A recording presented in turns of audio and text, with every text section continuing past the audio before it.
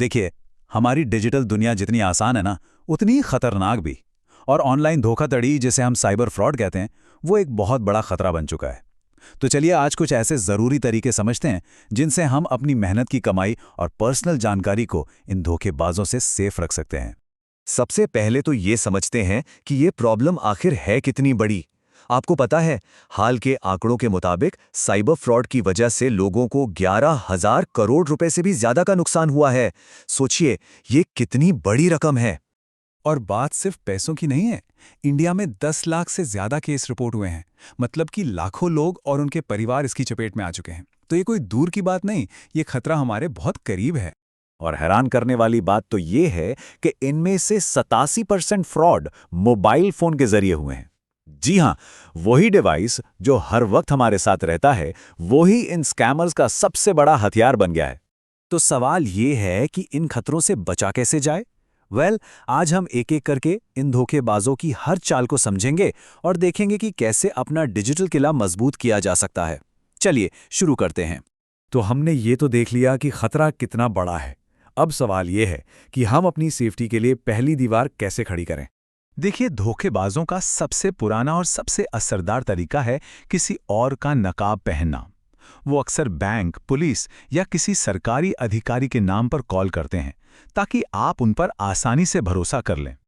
एक बात हमेशा याद रखें, कोई भी असली बैंक या कोई भी असली कंपनी आपसे फोन पर कभी भी आपका ओटीपी, एटीएम पिन, कार्ड के पीछे लिखा 3 अंकों का सीवीवी नंबर या पूरा अकाउंट नंबर नहीं मांगेगी। अगर कोई भी ये जानकारी मांग रहा है तो समझ जाइए वो एक फ्रॉड है। अच्छा, किसी भी अनजान लिंक पर क्लिक करने से पहले एक छोटी सी चीज जरूर चेक करें।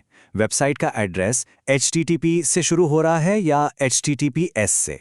हमेशा https वाले लिंक ही सेफ होते हैं, क्योंकि इसमें s का मतलब होता है सिक्योर। और हाँ, bit.ly जैसे शॉर्ट किए गए लिंक्स तो खास तौर पे सावधान रहना है। लेकिन आप धोखेबाजी सिर्फ फर्जी लिंक्स तक ही नहीं रुकी है। आजकल स्कैमर्स ने हमारे रोज के डिजिटल पेमेंट और ऐप्स में भी नए-नए जाल बिछा दिए हैं। ये एक बहुत ही कॉमन स्कैम है। इसमें फ्रॉड करने वाला आपको पैसे भेजने की बजाय पैसे पाने का एक रिक्वेस्ट भेजता है। यहाँ एक बात समझनी होगी, यूपीआई ऐप्स में रिक्वेस्ट अप्रूव करने का मतलब है कि पैसा आपके अकाउंट से जा रहा है, आ नहीं रहा। तो किसी भी अनजान रिक्वेस्ट को हमेशा डिक्लाइन करें।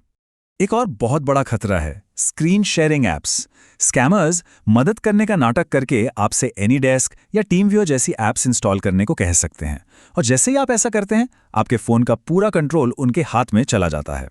इस बात को एकदम गांठ बांध लें, कोई भी असली बैंक या कोई भी असली अधिकारी आपसे कभी भी किसी भी हालत में आपके फोन की स्क्रीन देखने या उसे कंट्रोल करने के लिए नहीं कहेगा।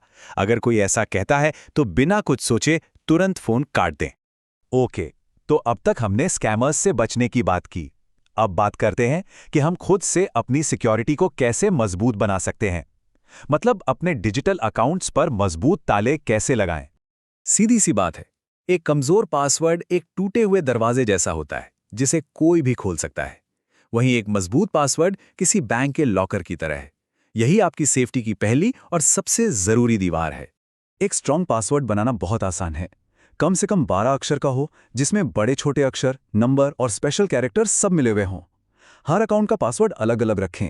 और सबसे जरूरी, 2 फैक्टर ऑथेंटिकेशन यानी 2FA जरूर ऑन करें। इसका फायदा ये है कि अगर किसी को पासवर्ड पता भी चल जाए तो भी वो आपके फोन पर आए कोड के बिना लॉगिन नहीं कर पाएगा। स्कैमर्स एक बहुत बड़ी कमजोरी का फायदा उठाते हैं, और वो है जल्दी और आसानी से पैसा कमाने की चाहत। इसी का लालच देकर वे नकली जॉब ऑफर और इनाम का जाल बिछाते हैं। अगर कोई ऐसा ऑफर मिले जिसमें सिर्फ वीडियो लाइक करके या कोई आसान सा टास्क करके हजारों रुपए कमाने की बात हो, तो तुरंत सावधान हो जाइए।